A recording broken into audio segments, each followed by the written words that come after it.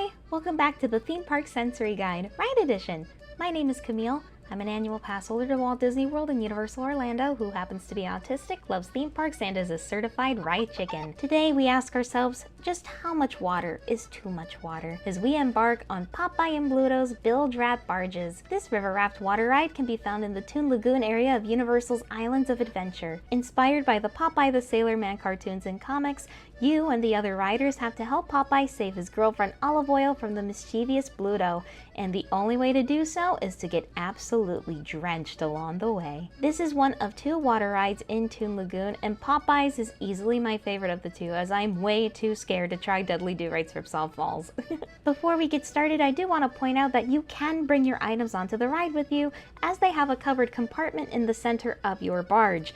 However, if you don't want to do that, you're more than welcome to rent a locker that's located across the way from the attraction for a small fee. My sensory guide for the rides I plan to cover will be based on how each element of the ride affects the 5 human senses, as well as giving an idea of what it's like experiencing the attraction physically to the best of my ability. The queue is entirely outdoors, but it's super detailed as it lays out the ride's plot, and it has a lot of fun Easter eggs for those who are familiar with the Popeye cartoons. You also get some good views of the ride itself, and more specifically the loading dock. Sensory-wise, the queue doesn't have anything super triggering aside from the beating Florida sun. No flashing lights, no strobing, nothing super crazy. Same thing goes for the actual ride. You encounter characters like Popeye, Olive Oyl, Bluto, this baby I don't know the name of, and a massive 18-foot octopus in a cave! The cave isn't super dark, but it's not blindingly bright either. In fact, the show lights that are in the cave are this nice purple color, and it's not super duper crazy. Visually, Popeye's is really just a bunch of fun cartoony sets with a large amount of props designed specifically to hose you down. And the only light you're really going to be putting up with is the sun,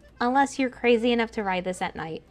Sound-wise, the queue isn't too bad, as there's a lot of fun sailor music that plays in the background and it's not super duper loud. The one section of the queue that can get pretty noisy is right before you enter the loading station, as you're in a pretty confined space with a ton of people talking, and there's a ride safety video that blares its safety spiel. The couple of times I've ridden Popeye's, I chose not to wear earplugs as I wasn't sure how they would hold up with all of the water, so I can't fully recommend if you should wear them or not. However, most of the noise on Popeye's did not bug me too much personally. The ride's music and dialogue is played through the nearby speakers that are hidden within the sets and the bushes, and probably the only areas that seemed really loud would be the cave with the octopus, and especially the lift hill sequence towards the end. Now, the water sounds, since this is a river rapids ride, can be a bit much for some, since the constant waves can produce a lot of noise.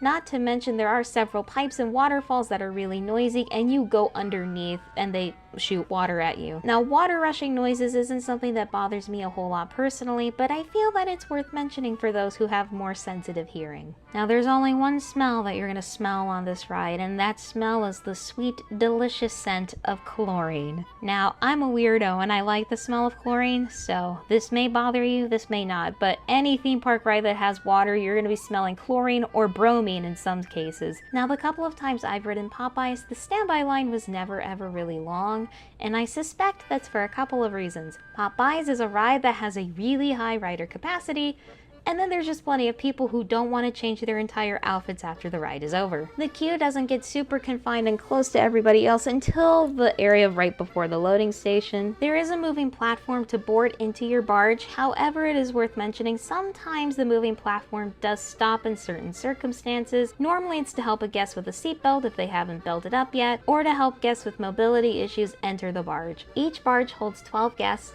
so there is a huge possibility that you will be bonding with fellow riders who happen to be strangers, and also laughing at or with them. It's all in good fun though. I've had plenty of fun conversation with some of the guests that I've gotten to ride with. Now, of course, because you're outside, you're obviously going to be feeling the hot Florida sun, but that doesn't matter. What you're really going to feel is all of the water. I cannot stress enough how wet this ride is. Popeyes is easily the wettest water ride I have ever ridden in my life. There is no dry seat in this raft. You will be soaking wet one way or another. I can tell you right now that all of the times I have ridden Popeye and Bluto's, I was completely soaked by the end. I've literally seen people who brought with them Walmart grocery bags to tie to their shoes in an effort to keep their shoes and socks from getting drenched. Like that was gonna help them. There is one teeny weeny, itty bitty little drop at the beginning of the ride after you depart the loading station, but after that, there is no drop. It's nothing but a bunch of good old-fashioned rapids that rock and roll your raft, occasionally spin your raft, obviously get water inside your raft, and you float by tons of pipes, waterfalls, and the nearby Me Ship Me Olive, and you risk the possibility of getting hosed down by other guests not riding with the little hoses on that ship. Now there is a pretty large lift hill towards the end, but fear not, my friends, there isn't really a drop at the end. The ride itself is just so much fun, physically speaking, enough to where I rode it 2 times in a row last year when I finally tried Popeyes for the first time. Sensory-wise, when it comes to touch, it ultimately boils down to just how much you enjoy getting your clothes wet on a water ride, and more specifically, how desperate are you to cool off on a hot day? Overall, Popeye and Bluto's Bilge-Rat Barges is one of the most fun rides in the park by far, and it's a great way to cool off on a hot Orlando day. While it can be loud in some portions of the ride, the rest of the noise isn't anything super intense, and the rest of the ride honestly is nothing super scary. There are no drops, it's visually very appealing with all of its fun cartoony sets, tons of fun just rocking and rolling along the river, and you get plenty wet. It's got enough thrill to it to not be super boring, but it's not so thrilling that it's gonna scare off those more timid of bigger rides. Popeye and Bluto's is a ride that can be enjoyed by most everybody, providing that you're actually tall enough to ride it. If you're someone in particular who likes water and doesn't mind getting wet, you will love this. Of course, if you're somebody who doesn't like to get wet but you want to try the ride, you can wear a poncho. I've seen plenty of people do it. Popeye and Bluto's is of course Ride Chicken certified. This is definitely the less scary option of the 2 water rides in Toon Lagoon, and it's a boatload of fun. If you made it this far, thank you so much for watching all the way through. It really does mean a lot to me. Follow along if you'd like to see more of these types of videos. Until next time, I will see you soon.